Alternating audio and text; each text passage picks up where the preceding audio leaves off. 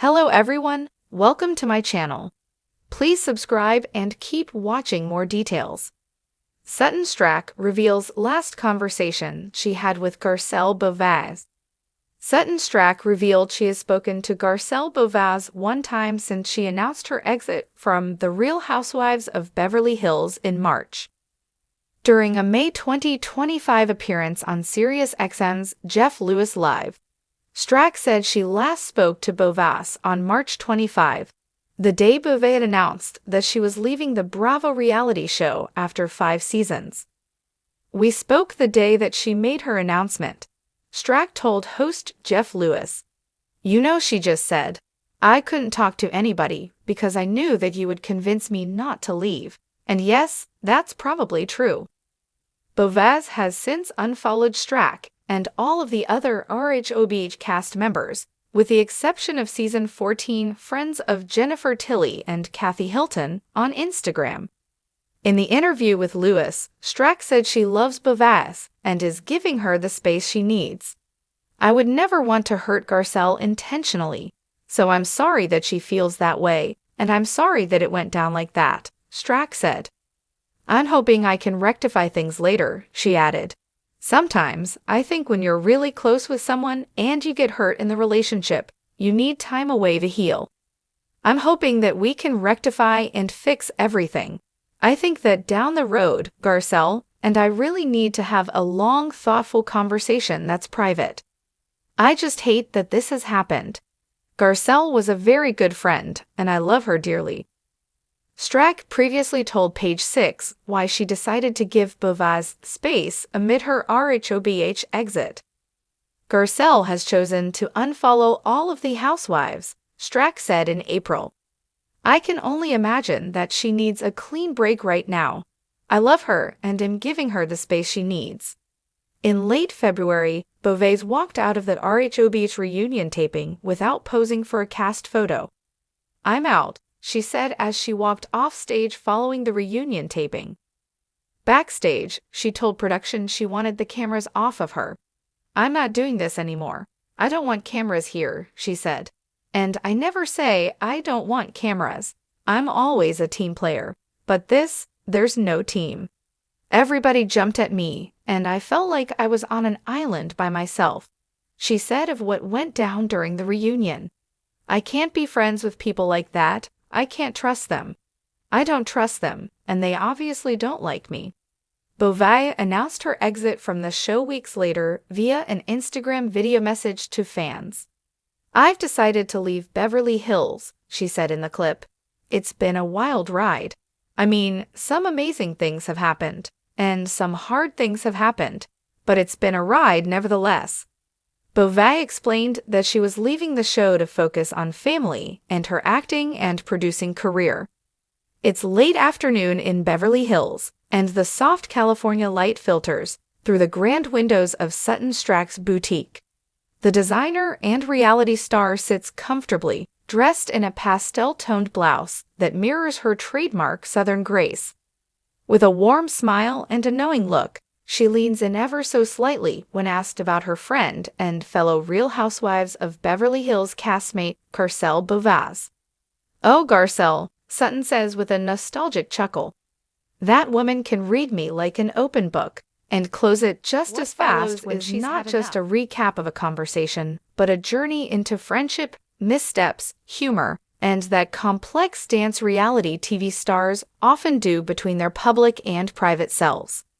It was during a late night in Malibu," Sutton begins. "We had wrapped up filming for the day, but Garcelle and I stayed behind on the deck overlooking the ocean. The waves were loud enough to drown out the noise of everything else: producers, cameras, expectations. It was just the two of us and a bottle of wine we didn't plan to share but ended up finishing." Sutton pauses, thoughtful.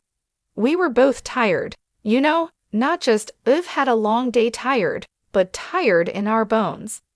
I think people don't always realize what it costs us to be so open. On camera, off camera, it all blurs after a while." It was then, Sutton says, that Garcelle turned to her and said, "Are we ever going to stop doing this and just live?" A question as simple as it was loaded. I laughed at first, Sutton recalls. I thought she meant the show. But Garcelle clarified, no, I mean all of it. The endless explaining, defending, overthinking. When are we just going to be? That single question hung in the air, like the mist over the ocean that night. I told her, I don't know, but if we do, can we do it together? And she smiled. That Garcelle smile, the one where her eyes soften but still watch you like she's weighing your soul. Sutton says the moment was both casual and deeply profound. It was probably the first time I didn't feel like I was performing, even a little. With Garcelle, I'm allowed to be messy, contradictory, and unapologetically sentimental.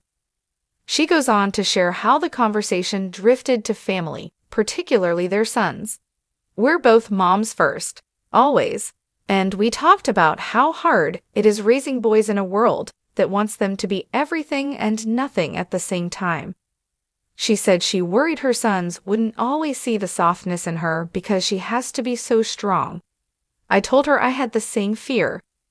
The vulnerability of that exchange, Sutton says, is something that doesn't always make the final cut of the show. Sometimes the cameras catch the tears, but they miss the why. They don't catch the long pauses, or the sighs between words. They certainly didn't catch it that night in Malibu. Still, Sutton lights up when she recalls how the night ended. Garcelle asked me if I remembered the first time we met. I said of course. She wore a yellow blazer and made a joke about being allergic to bulls, and I instantly knew we were going to be friends. Garcelle, always quick with wit, replied, and yet here you are, surrounded by it. They laughed, and then they laughed harder. That was the last thing we said before she got into her car. Still surrounded by it, she said. I replied, but better equipped for it. She blew me a kiss, and that was that. It wasn't some big dramatic goodbye. It was real. It was us. Since then, the two have exchanged texts, shared memes, and sent the occasional voice note. But that evening remains the last face-to-face conversation they had. When asked if anything was left unsaid, Sutton pauses. Not really, and that's the beauty of our friendship. We've had disagreements. Lord knows we've had them. But we always come back to honesty and humor. That's our glue. And what about the future? Oh, we'll see each other again soon, she assures. But even if we didn't, I carry that night with me. We spoke like two women who've been through the fire, who chose to stay soft in a world that keeps asking us to harden. There's something poetic in the way Sutton tells the story, equal parts sincerity and elegance. It's not a conversation about celebrity feuds or season plot twists. It's about connection, the kind that rarely gets airtime but defines everything behind the scenes. As the interview winds down, Sutton offers one more anecdote. You know what's funny? That night, Garcelle made a toast. She said, to the chaos that brought us together, and the clarity that keeps us that way. I laughed so hard I nearly spilled my wine, but now I think about it often. She smiles again, and this time it lingers.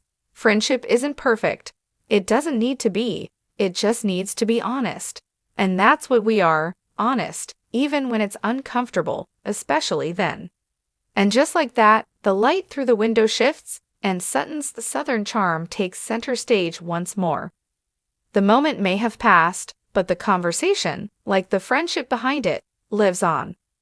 Let me know if you'd like this tailored further for a magazine feature, social media post, or press release format.